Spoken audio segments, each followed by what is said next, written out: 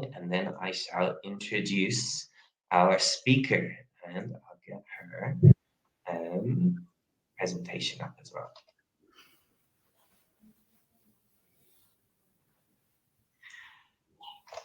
Okay, so Irene, are you there?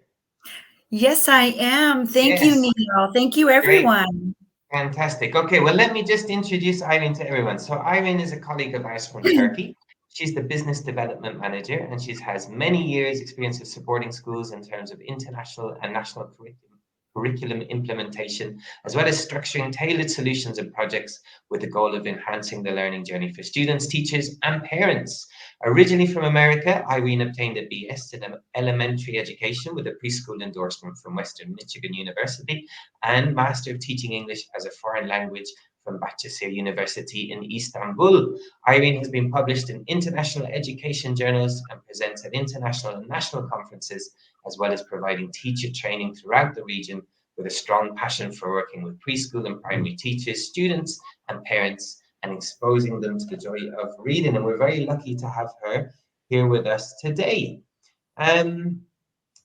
Is your camera on there, Irene? There it is. Fantastic. Okay, I'll hand over to you, and if you need anything, just shout. I'll be in the back. Thank you very much, Neil. Thank you. Hello, everyone. Can you hear me okay with a quick yes in the chat box so we can continue on with our presentation?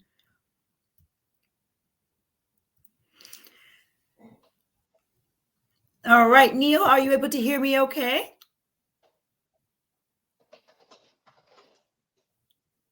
Yep, loud and clear. Thank you very much. Well, hello, everyone. Pardon me. And welcome to our Paw Patrol Here to Help webinar this evening. I'm very excited to be with you this evening, and thank you so much for taking time. And Mr. Neil will go on to our next slide.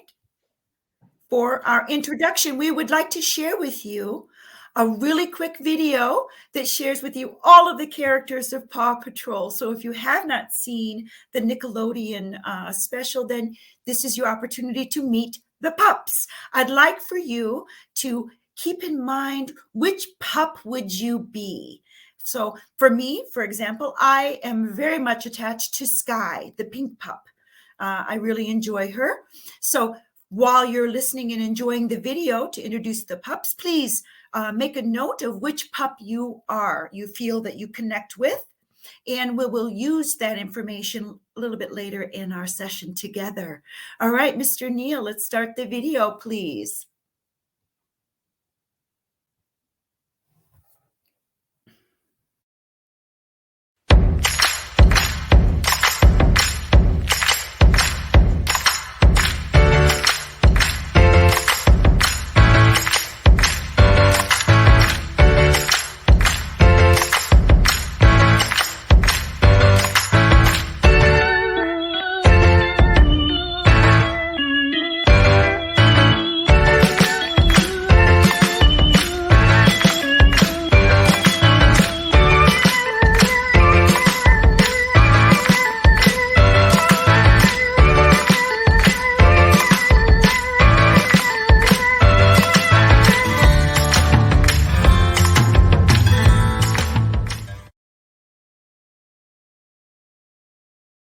Thank you very much, Neil, and I hope you enjoyed that really brief, but it was a really nice introduction to Paw Patrol, to meet our pups.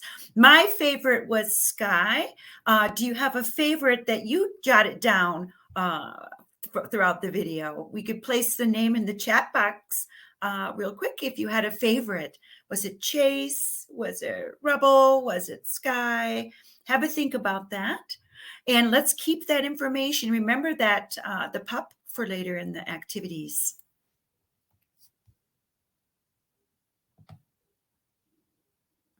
All right, while you're placing Zuma. Yeah, Neil, I like Zuma too. Rocky, Linda says Rocky. Mary Zumba. Yeah, that Zuma seems to be a favorite to this evening. We'll have to remember that. We're going to use that little pup later on when we do some guided reading together. So this evening, we're diving deep into early literacy. And this is for us to have a chance to look at developing a reading culture, and some instructional routines that could be implemented, should be kept in mind and could be implemented in your classrooms around graded readers. Before we go into our presentation any further, I'd like to ask how much experience you have as a preschool teacher or as a kindergarten KG teacher. We'd like to do a quick poll with you to share with us how many years experience you could have had. If you just take a moment, click on your response and then submit, that would be fantastic. Gives me a really nice idea of, again, how much experience you have in the preschool. Myself, I actually have been a preschool teacher prior to joining Oxford University Press. I was a preschool teacher for 12 years. I taught in America preschool and then in Turkey preschool as well. So we see that the majority of the teachers present are over 6 years of experience. Amazing. We have participants with 1 to 3 years, and we have a few more for 4 to 6 years, but the majority of our teachers present this evening are over 6 years of experience. That's amazing. Thank you so much for sharing that with me.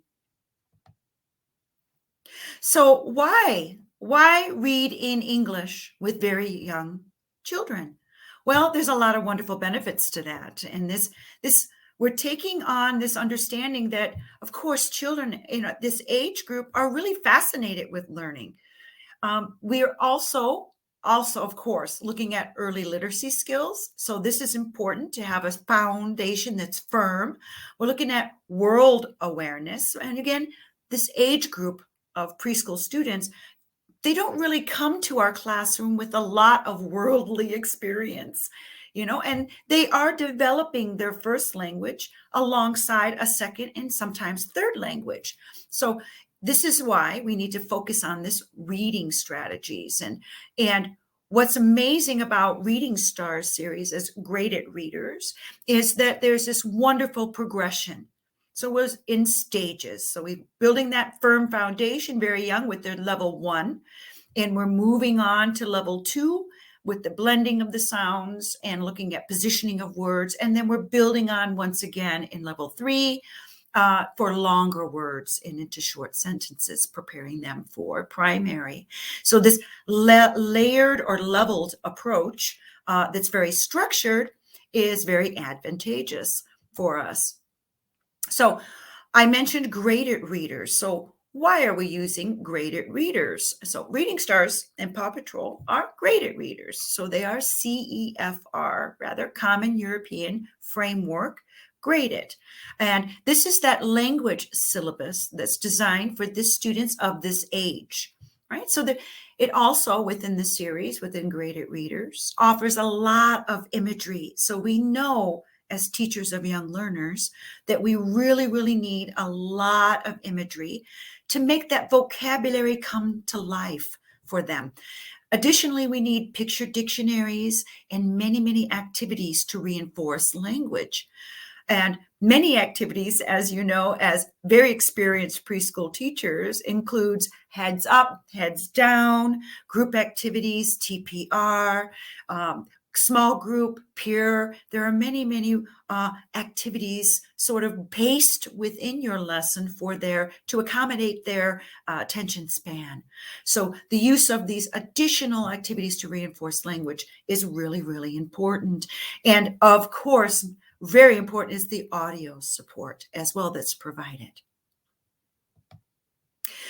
I will share with you that within every reader of Paw Patrol or Reading Stars, if you were to look at the back cover, there is a QR code.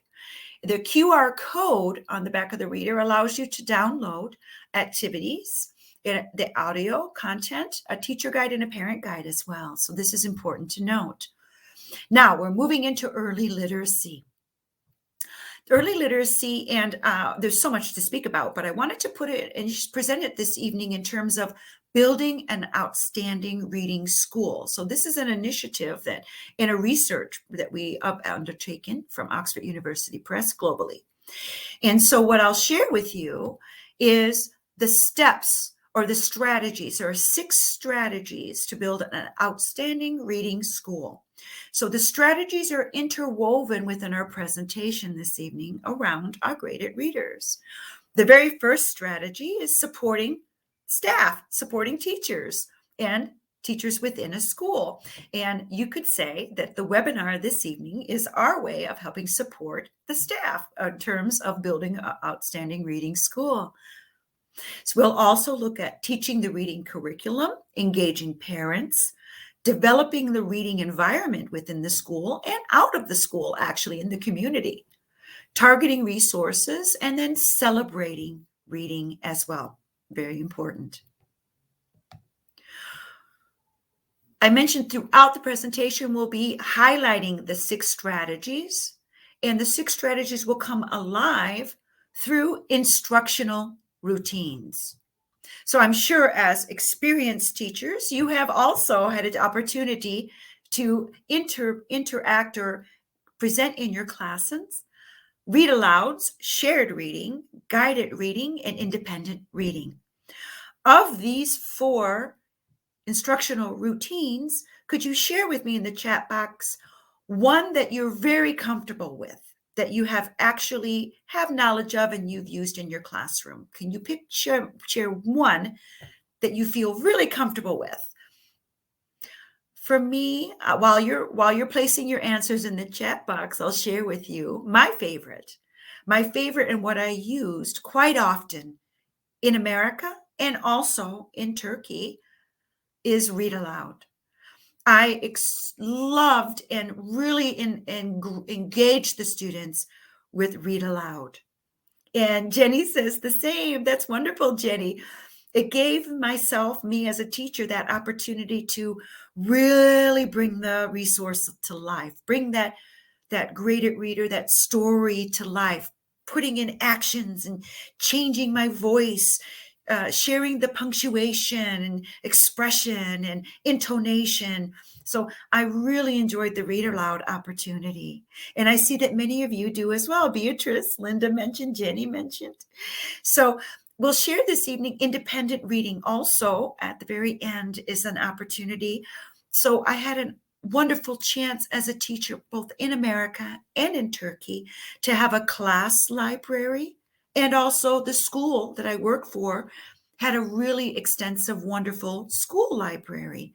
So again, highly important when you're sharing so much information and reading so much with the students. So independent reading, I would take my students to the school library and they would choose resources from the school library. So very important that your school would have those resources as well.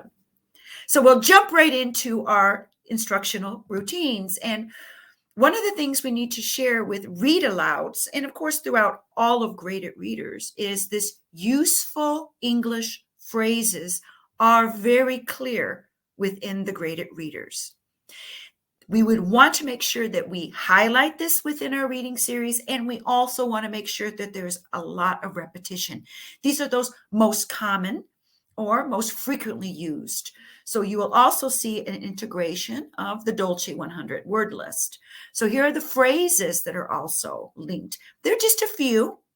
Many, many others are listed. All of them are listed within the teacher resource guide or the teacher guide. Audio, extremely important during a read aloud session as well. Before we share with you a read aloud or some of the audio content, just some of the things to implement while you're doing a read aloud is some very wonderful activities or resource sheets that are available and downloadable, again, as I mentioned, from that QR code at the back of the book. So cutouts of the characters so the characters can come alive. So I would have my students cut, color, and place them on little popsicle sticks or pencils so they could interact their little characters along with the story. So highly beneficial for that interaction. Also, I really enjoyed having a planner so that we could write the name of the book as we had a read aloud throughout our week. So these are again found in the teacher resource guide. Now we come to our beginning of our read aloud session. And this is your opportunity to either start reading aloud yourself as a teacher or you could use some of the audio content, again, downloadable at the QR code at the back of the book. So, Neil, do we have the audio file? I'd like to share with you a quick audio clip so that you have a chance to see how the resource feels or what the audio is like. Reading Stars, Level 2, Pups Save the Circus by Margaret Whitfield. Published and copyright Oxford University Press, 2021.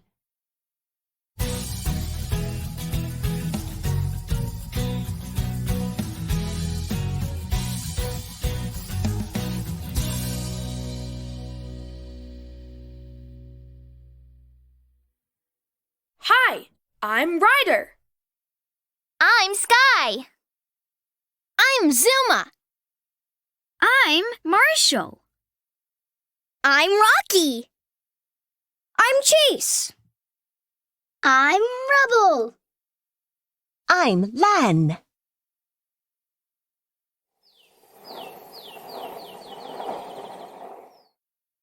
There's a circus.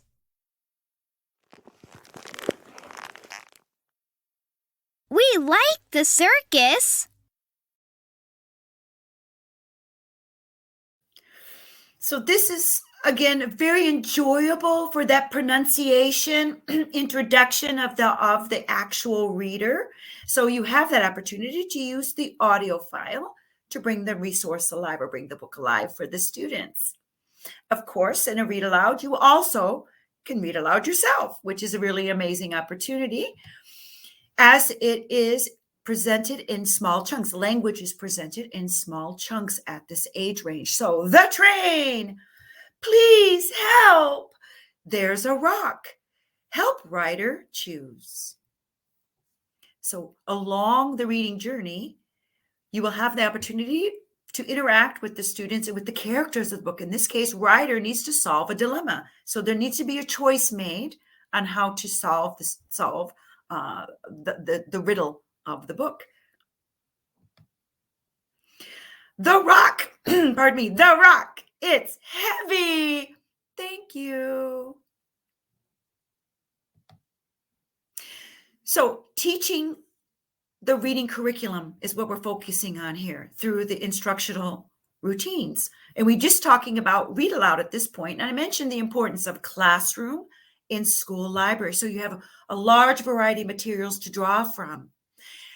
Many materials and many different themes and contexts. Again, we want to not only introduce vocabulary, which is highlighted here in Pups Save the Circus. You can see we're looking at vocabulary very clearly of choose, circus, dance, heavy, high. We've highlighted the vocabulary of the resource of the book, the grammar structures, and the learning areas or values. And so once you've gone through a read aloud, you have that opportunity to focus on the vocabulary in depth. You have a chance to model the grammar structure. And you also ultimately are touching on the values of that story. So having many, many resources at your fingertips that would bring that vocabulary alive through many contexts is extremely beneficial. And this is where the classroom and the school library plays a major part. Some key points about reading aloud. So the teacher is reading to the whole class. All right, could be during a circle time activity. They could be seated at their table or on the rug around, could be in the library, could be in your classroom, could be anywhere in the garden as well. But as the point here is the teacher is modeling the expectation, is presenting the language or the context, modeling the reading. The next is the text should be slightly above the student's level, at or slightly above, as you are modeling intonation and punctuation. This is a listening for pleasure activity. So we're actually just having a joy, having some fun with this. And as the teacher is reading, we should be also thinking out loud. So an example of this would be, there's a train. What should we do? I wonder what we should do. So as I read the passage in the reader, I'm actually thinking out loud, what should I do next? I wonder what would happen next. So you're thinking out loud, which prompts the students to also have a reflection upon or start asking themselves questions. So this is our read aloud. We want to move also quickly into shared reading. And I see that many of you have not listed shared reading. So we'll spend some time looking at shared reading and guided reading during our presentation today, the bulk of it. Shared reading.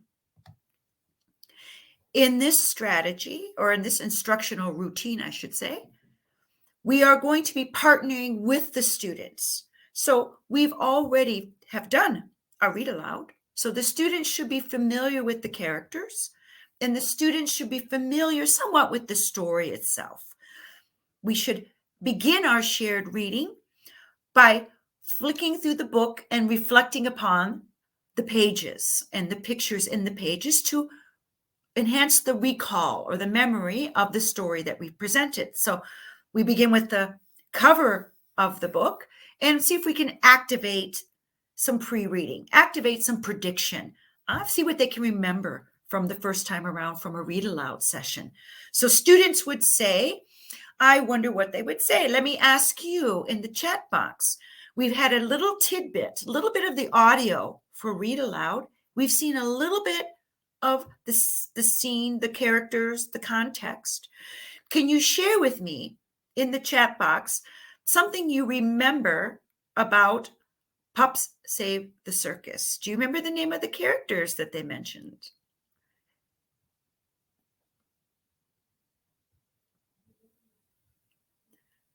I'm going to give you a hint. I remember they mentioned Chase.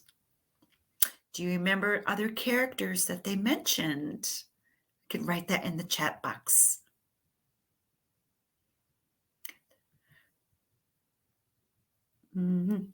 Ryder was mentioned. Philippa. Okay, you're asking about why are they not decodable. So I'm going to share that in our question and answer area. I'll address that. So we will have some question and answer time at the end of the session. So Philippa, I'll just put a note and leave that into our question and answer at the end about this decodable. Thank you very much for sharing that question. If you do have other questions, right next to your chat box area, there's a Q&A area as well. You are very, very welcome to write your questions in the Q&A tab next to the chat box tab. All right, or that way I'll make sure to address them at the end. So we will have a Q&A session towards the end of the presentation. All right, so we've mentioned Ryder. We see Ryder. We know it's about a circus. So as we're doing shared reading, we want to start by just doing some prediction, some context clues, refresh the student's memory around with what the scene was. What are some of the situations within? Can they share with us some predictions from throughout the book? Then, as we go into the book, we would then look at the picture dictionary. Again, as we're shared reading, page by page, we're going to be reflecting upon the picture dictionary. So this picture dictionary is available right within the graded reader in the back.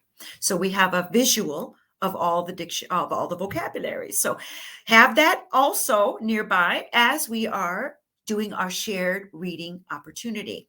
We also will then, during our shared reading, be stopping along the pages and asking the students to think about the words from the stories that they could draw a picture of. So if they see a skateboard, could they draw a skateboard? If they see a train, could they draw a train? So this is actually an activity, this vocabulary builder. I would save, as myself as teaching, I would save this towards the end, the last 5-10 minutes of a lesson, of your shared reading lesson, because some students are really quick with the coloring and other students need a little bit more time to be creative. So something to integrate, picture dictionary, as you go through your shared reading. So how do we bring this to life? This is a pup circus. So the teacher would actually state the sentence and the students would now echo back or choral read. We call this, or echo back. So this is a pup circus. Everyone, this is a pup circus. Want to get that exclamation point in there.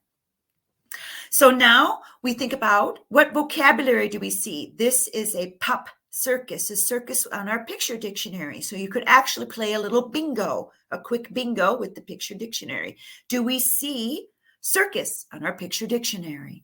Yes or no? Thumbs up, thumbs down. I can dance. I can jump. Everyone. I can dance. I can jump as a echo reading opportunity, and so on. Can you see dance in your picture dictionary? Let's see if we can find jump. Right? Thumbs up, thumbs down. I have a skateboard.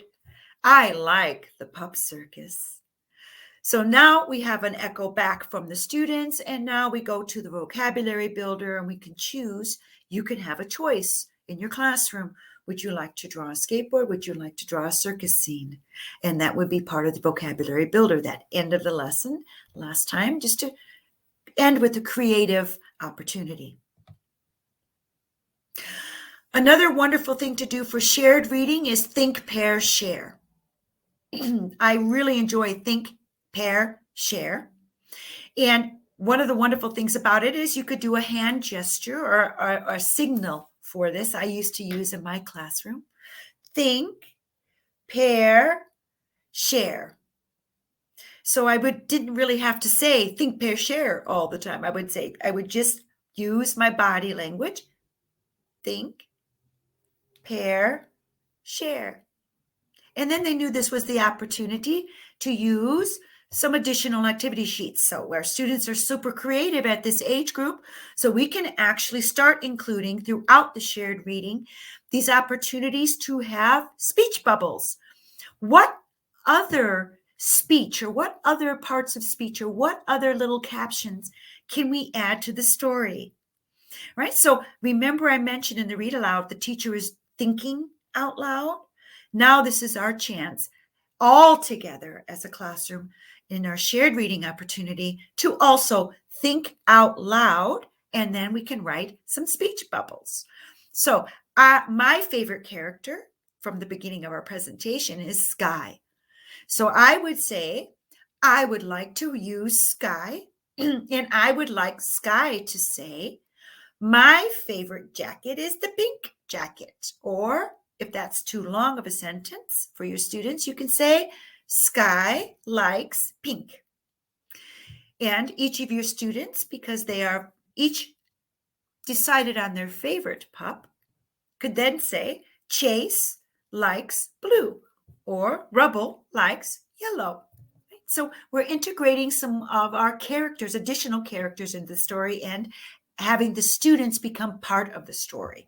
So this is that thinking, out loud. It needs to be thought out loud at first so that the students understand what is expected of them. Then when they're paired together, they share which character they are and share what they'd like to say in the story. And then together in the pairs, they would write their character or write a speech bubble or draw what they would like in the speech bubble. And then as a group, we would share. So the sharing would be as a group with our activity sheet. So it's a visual, again, as much visual content as possible. This strategy is also strategy 4, and it highlights, again, the importance of developing a reading environment. So we already have spoken of the importance of a classroom library, a school library. So we have many resources to choose from in the same themes or context, but it also is important for the environment in your classroom and in your school. So this opportunity of shared reading, thinking out loud, think, pair, share, read alouds, helps to create that reading environment where you have curiosity, where we're building on ideas brought from yourself and the students, looking at different points of view and adding onto their worldly knowledge that we mentioned at the beginning, because our students are coming to us at such an age, they don't have a lot of worldly experience to draw from. But through read aloud and shared reading, we have an opportunity to get their insights, to see what motivates them, also to see what level of ability they're at and what they can share from their world. Key points. This is a whole class reading opportunity together. It's an echo, a choral reading, pardon me. So the teacher demonstrates, the students echo back. This text should be slightly above, if possible, at or above, and most importantly, that think, pair, share opportunity. This think out loud is really important as you progress into primary, into lower levels primary. Teachers in lower level primary should also be implementing what's called write out loud. So think out loud, and as we go into production of language, into writing skills, early level writing skills, teachers at that level, if you are teaching writing in preschool, you should also implement write out louds. Right? So there's much more information on that as well. It's in a nutshell, you are modeling the writing experience, what it is, what the writer would say as a writer. You know, I will begin my sentence with a capital T, the. Today, my scene, what characters, pardon me, will I use? So you're modeling or vocalizing what a writer would think during a write aloud. We then move to guided reading. So there are many opportunities for guided reading, but it does need to be organized so that it's successful. So let's speak about guided reading next. So we're looking at a text or a graded reader or a text that is at the student's level of ability, one in which you have already had your read aloud, your shared readings, you've covered all the vocabulary, all the grammar structures, and all of the learning values and morals of the story. So the student should have a really strong context, really strong knowledge level. So the guided reading is this opportunity for not only revision review, but it's the final check for the teacher before moving the student on or moving up in the classroom to the next level of the graded reader or the next reader within that level. So it's that final check that the comprehension's there. Any opportunity for revision and review can be handled during this session. So what are we using during guided reading? So we're looking at bringing our students together in a small group opportunity where the teacher is very instrumental in bringing students that are 4 to 5 to 6, no more than 6 students together in a small area, small area. So the teacher could interact with each student throughout the session. Typically, it's about 15 minutes, could be up to 20 minutes in this session. So each student will have the reader in front of them. So they each have a copy of the reader. You could have each student have the same reader. That would be preferable. It's a little bit more time consuming if each student has a different reader. So let's try to keep it with the same reader for each student, preferably. If not, it could be different readers. It just takes a little bit more time. So Trouble at the Farm, where you're looking at. So we're reinforcing the vocabulary with the students. We'll have the picture dictionary on display for the students. We want to get the students engaged with the reader as they will be reading to you as the teacher. And we want to make sure we're setting them up for success. So we'll use the picture dictionary, but in this case, we'll ask the students to go through their reader and touch and say each vocabulary word. So find it on the page, right? So find apple within your reader and have them find that within each page. Where is a cow? Find it within each page. So as they're finding the vocabulary, they're getting back in touch with the context. Then you also can implement the very back of each of our Paw Patrol reader.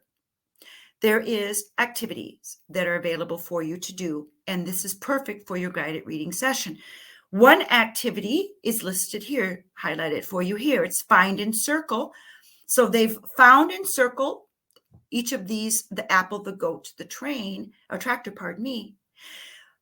During a guided reading session, however, we'd like for them not only to identify each vocabulary from the picture dictionary before they read to you, we would like them to go through each page and find all of the green stars in the book.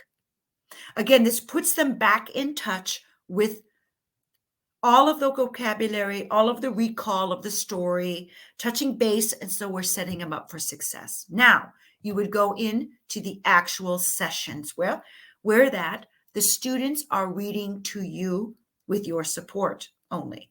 So the students should read to you each of the words. They could use their finger to highlight which word they're speaking if you use that strategy in your classroom. I really enjoyed having my students use their index finger to touch on the word and say the word. So, Bettina, my cow. Garby, my goat. So we're having them say, if you find that their student is having problems with pronunciation, you can support that. You could ask them to slow it down and see if they could use their phonemic awareness and decode the word. And we'll talk about decoding at the end of our question and answer as well, Philippa mentioned. But if they have some phonemic awareness, this is where they could use their skills for decoding and segmenting to help them along their reading, independent reading. You can assist at this point along their reading opportunity. We're looking at consolidation of their knowledge as well. So we'll do a mini book report. This sort of resource, this mini book report, is available in your teacher guide, which is again downloadable from the QR code at the back of your book. So we have this opportunity, once they've finished that particular title, they can do a mini book report for that. So the name of the book, the title of the book, the name of the student rather, and the title of the book. What was my favorite character? What was my favorite page? And what would you rate the book? Did you find it a 1-star or a 5-star system? So a little self-reflection is really wonderful at this opportunity. Now remember, at the beginning of our session together this evening, we had an opportunity to meet the Paw Patrol pups. And I remember that Maria said she enjoyed and related to Zuma. And I actually related to Sky. And we have some writers as well within our group this evening. So now this is your opportunity to bring those pups alive. So during our guided reading session, and we've done our book report, we can absolutely extend the story now. So we're extending the story by having the students, as a pup, add themselves to the story. So an example of this would be, I really enjoy Sky. So Sky would join the story at the end, and Sky would add another page to the story. And Sky would then write a little picture or draw Sky myself. I would draw myself, and I would add a little speech comment or a little comment of what I'd like to share to the end of the story. So this is that creativity and self-reflection, this adding on to the story and extending the story as well. So extremely motivating for the students, and this could be shared at home then with the parents. They'll like to hear about the story and how the students joined in the story as well. So now we look at, very important within this guided reading, we mentioned that the most successful guided reading sessions are 15 to 20 minutes in length, if it's at all possible, 20 minutes. And if each student would have an opportunity within the small group to have a copy of the reader, the same reader, because they're peers supporting and you are there also supporting. So they have that opportunity to all interact with the same resource. It would be really, really fantastic. That's ultimate what you would hope for in a guided reading session. So targeting the resources, strategy 5, is really beneficial to have multiple copies of our resources.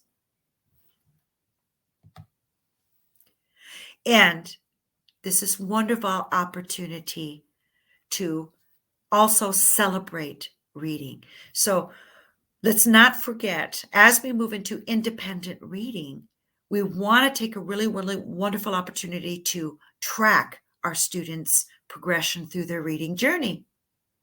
So we had a My Reading Planner that we did with the Read Aloud sessions. In this case, we have a reading record. So each student, I would really, really ask and highlight, if it's all possible, if you could possibly provide as a teacher, this reading record for each student. So we'll have the title that they had a chance to read and the date that they have read it. And this is really, really powerful. I'll share with you quickly a wonderful experience we did in my classrooms, both in America and in Turkey with preschool students. So we actually did a class 1 month reading challenge. We call it our April reading challenge. We had one every month, but we chose April as our first because we're coming towards the end of our time together in the classroom at the end of our school year. And we wanted to, as a teacher, my goal was to try to get the students exposed to as much context, as much vocabulary, and as much joy of reading and independent reading as possible. And we've already covered many read alouds and shared reading and guide reading. So April was when we first started our reading challenge of April, our reading challenge month. And we tried to read out loud as many books as possible. So we did at least one a day, read aloud. And then we also had a chance to go to the library at least twice a week. So the students could choose and read independently. And then as they were reading independently, I could walk around and write the title of the name and the date that we had the students choose those independent readers from the school library and complete their little independent reading. This was a wonderful, wonderful proof of learning document.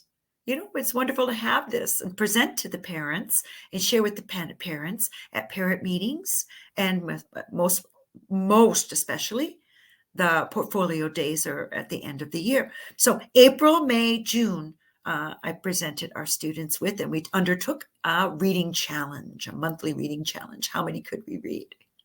We celebrated at the end of our month with certificates, and the certificates here for each student are available also in the teacher resource guide. And this is wonderful. You know, students enjoy certificates tremendously. Parents enjoy receiving them and seeing them provided to the student. We also did a little mini celebration in our classroom where students were allowed, for example, I'll share. I asked our students, we asked to do a costume party for one of our end of the month reading challenge months. We had a costume party of their favorite characters for 1 month. Another month, we had a picnic with their parents, and we were able to present a puppet show with the characters. So I'll leave it to you to be creative, as I know you are, as experienced preschool teachers, to come up with some wonderful activities to engage the parents as well. And a wonderful opportunity for students to share all of the knowledge they've gained in the classroom and their time with you. So this is that strategy 6, celebrating reading. It's really, really beneficial to have that opportunity, not only in your school and your reading environment as you're building your outstanding reading school, but also for engaging the parents and the wider community. So if you could integrate some opportunities for parents to interact. Perhaps you will do a read aloud with parents one evening in the school library. There are many opportunities for you to engage in that. So the key points to guided reading is a small group. So you want to have a small group, no more than 6, really, if at all possible. We're looking at a text that is at the student's level, preferably one that in which you have already done multiple exposure to the students. You've already had many lessons. They're familiar with the vocabulary, the grammar. They're familiar with the words. They can say the sentences with you through the read aloud and the shared reading opportunity. So you've set them up for success. They understand the high frequency words. They understand the useful English phrases that are highlighted. And this is their chance to be creative and self-reflective as well. We've moved in then through our strategies to independent reading. And many of you shared with me that this is your favorite. Independent reading is that wonderful opportunity to sit back as a teacher and observe that wonderful joy of reading that just comes alive in the students as when they get into a library and they're absolutely amazed and wonderful, excited about choosing a resource or choosing a book of their own, opening it up and reading to each other and sharing the pictures and talking about the books together.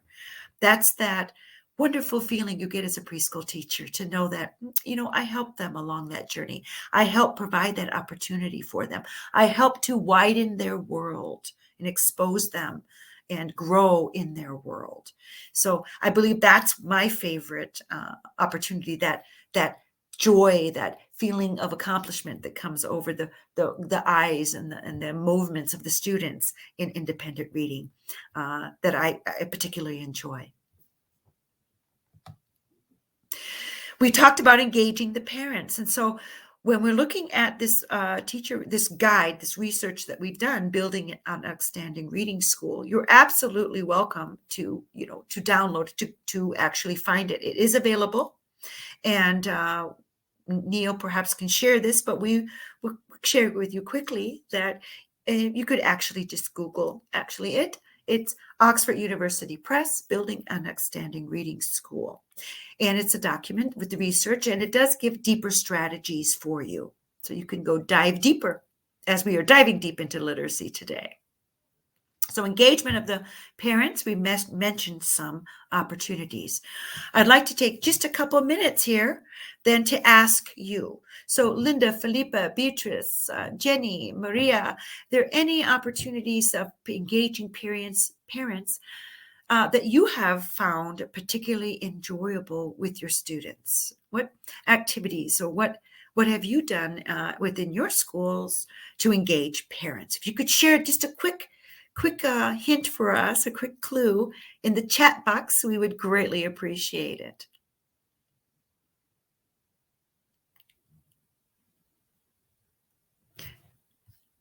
I'll place in the chat box that we did a picnic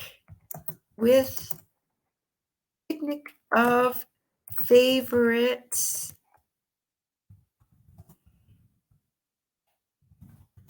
with parents. Okay. So we had a picnic of the students actually dressed as their favorite characters.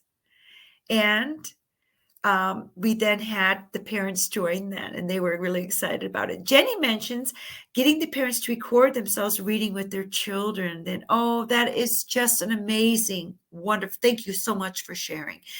Absolutely. So as teachers of very young learners, we absolutely understand the importance of reading at home as well. So within the schools I've worked for, we actually provided many parent meetings at the school to help the students and help the parents actually understand how to present reading at home, how to build that reading culture at home. Thank you. Neil shared with us that the link to the research is in the sticky notes at the top of the chat. Thank you so much, Neil. This is wonderful. Thank you. We greatly appreciate that. So thank you for sharing the idea, Jenny. And there is, of course, within the research and within the Outstanding Reading School handout, there are many more activities highlighted for you to think about, maybe to integrate yet this year. Beatrice, I like preparing school plays. Absolutely. Parents help practicing the scripts with them at home is a wonderful, wonderful, wonderful opportunity for proof of learning of vocabulary, review, revision, extra exposure. How wonderful that is. And then they come to see the play. Fantastic. So the parents feel as if they've also contributed to the production of the play, which is amazing. That's amazing. We actually also, I've actually had an opportunity to put together many, many plays through ages 3, 4, 5, 6 over the years. And my favorite plays that we've been able to perform with parents have always been the plays that the students actually have created. So they're versions of the plays that we would know.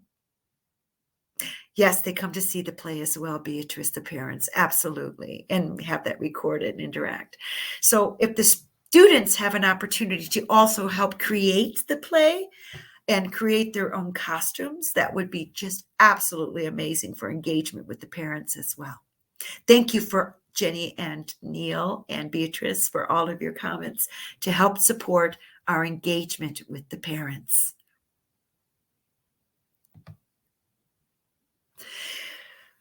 We're coming towards the end of our time together. We greatly appreciate you for taking this time to join us for Paw Patrol, here to help. There will be a quick feedback form for you, which Neil will be presenting shortly. But before we have the feedback presented, a chance for you to have the link for the feedback or understand how to do the feedback for us. Are there any questions? I'm going to look into the question and answer area. And then I see that we have a question that we did not forget from Felipa, which is about decodable. So I should mention at this point that we have within Reading Stars series, phonics readers and also our readers within Paw Patrol. So there are many series within Reading Stars. So we do have phonics readers at 3 levels. And so I'll refer back to our Reading Stars, the beginning of our presentation together, where we looked at stage 1, stage 2, stage 3. So we see that we've integrated blending and segmenting and building decodable skills within our phonics readers, and within our Paw Patrol, we're reflecting upon that and we are sharing that as well. Your teacher guide, that again is available at the back of the book. There will be the QR code that has the teacher guide, the parent guide, and the audio opportunity to download, and your activity sheets, which all of which I've shared within the presentation. So there are many, many for you to integrate, are with that QR code.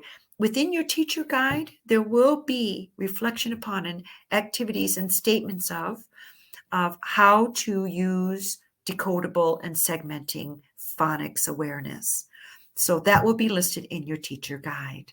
So thank you very much, Felipa, for sharing that opportunity to talk about decoding.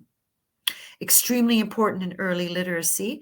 There are many schools that have direct or very intense phonics instruction. There are some schools that do not. So it's nice to know and nice to share with you that information about decoding. Again, available in your teacher guide. Beatrice asked in the chat box, any ideas of plays you have done that were particularly successful? For myself, I can share that we had done a very successful few different plays, and they were derived from stories that are very familiar, fables and stories that were very familiar, both in first language and in second language. So I can share the most successful plays were not, we did not do our first play together and then present it to the parents. We actually, what I mean is we actually put together smaller mini plays throughout the school year, sort of as practicing up and preparing for the big play with the parents. So I would actually have 2 mini plays throughout the school year, perhaps end of term 1, end of term 2, and after 2 months or after 3 months, have a mini play just for yourself and to present it to other maybe teachers or present it to the other classmates. This is that practice. We want to always remember as preschool teachers, we need to set up the students for success, model the expectation always. So this mini play opportunity, I did twice. within this classroom, within the school, before we present it to the parents. Then the most successful plays then were created with myself and the parents, or the students together. So we would take versions of our stories. So we would use classic tales in many cases. So The Little Red Hen, we would take readers that we really enjoyed and the characters from the readers and create a play of our own, or we would create a version of a classic. And those were the most successful, because the reason why I feel they were the most successful is the students and the parents were already familiar with the story in their mother tongue. So if you have a story within Spain that is a classic that the parents can relate to, the students could understand in first language, then it's absolutely wonderful to utilize that information to bring it to life in English as well. And then you can relate to the characters. You can create your own costumes. You can add additional characters then to it. There's a general understanding of the theme going into that last play. I hope that was beneficial, Beatrice. Are there any other questions that you'd have for me? I'm going to check quickly into the question and answer area. And Neil, we're coming into the last minute or two, and thank you so much, everyone. I'll say my goodbyes and my thank yous to all. It's been a wonderful pleasure to be with you this evening, and I'll leave it to Neil to share with you how you could have an opportunity to present and share your feedback for us. It's greatly appreciated. Thank you, Neil. Okay. Well, no, thank you, Irene. A great presentation and really useful tips, and really great to see your enthusiasm for reading. So it's really transmitted that. That's great. As Irene said, it would be fantastic to get some feedback on what you guys thought of the session today. So I posted the link in the chat, but it's also in the sticky note at the top of the chat as well. So it takes 30 seconds, and it would be really good to hear what you thought. Other than that, I think there are no more questions. I'm going to have a quick last look in the Q&A section, but I think it means you just explained everything fantastically, Irene. So there was no room for questions at all. No, so I think Absolutely, that's okay. please. Absolutely, please, Neil, and thank you all for joining. Thank you very much. I greatly appreciate your time this evening, busy teachers. And I wish to share with you Happy Teachers Day as well. Oh, is today Teachers' Day? It is. We've celebrated didn't- in Turkey Happy Teachers Okay. Day. Well, Happy So I'll Teachers' Day share to that you with you. too. Okay, well, look, thank you, everybody. Thanks again to Irene. Thanks for everyone for taking part. Give us some feedback. We'd really appreciate it. I'm going to stay around in the chat. If you do have any questions, we'll be sending you all a certificate and a recording. So if you missed the start, you can catch up on it. Okay, thanks, everybody, and goodbye.